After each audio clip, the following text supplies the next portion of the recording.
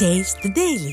கோவை மாவட்டம் ஆனைமலை கிழக்கு ஒன்றிய துணைச் செயலாளர் இல்ல திருமண விழாவிற்கு அதிமுக தலைமை நிலைய செயலாளரும் கோவை புறநகர் மாவட்ட செயலாளருமான SP வேலுமணி நேரில் சென்று மணமக்களை வாழ்த்தினார்.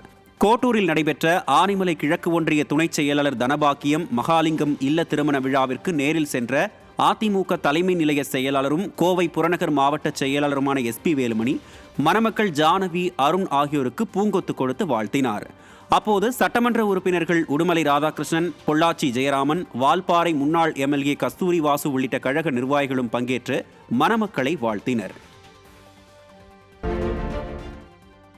விருதுநகர் மாவட்டம் சிவகாசி மாநகராட்சி பகுதிக்குட்பட்ட சிவகாசி கிழக்கு, சிவகாசி மேற்கு, சிவகாசி மத்தியம் உள்ளிட்ட பகுதிகளில் தனித்தனியாக அதிமுக சார்பில் வாக்குச்சாவடி முகவர்களின் பயிற்சி கூட்டம் நடைபெற்றது. இதில் முன்னாள் அதிமுக அமைச்சரும் விருதுநகர் மேற்கு மாவட்ட செயலாளருமான KT ராஜேந்திர பாலாஜி கலந்து கொண்டு கழக நிர்வாகிகளுக்கு ஆலோசனைகளை வழங்கினர். இப்பயிற்சி கூட்டத்தில் ஏராளமான கழக நிர்வாகிகள் கலந்து கொண்டனர்.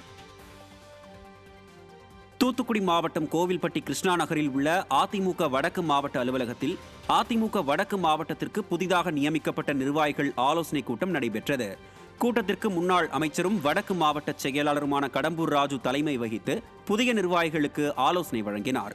தொடர்ந்து முன்னாள் அமைச்சர் கடம்பூர் ராஜு முன்னிலையில் மத்திய ஒன்றிய செயலாளர் பழனிசாமி தலைமையில் அமமுகவை சேர்ந்தவர்கள் அக்கட்சியில் இருந்து விலகி தங்களை அதிமுகவில் இணைத்துக் கொண்டனர்.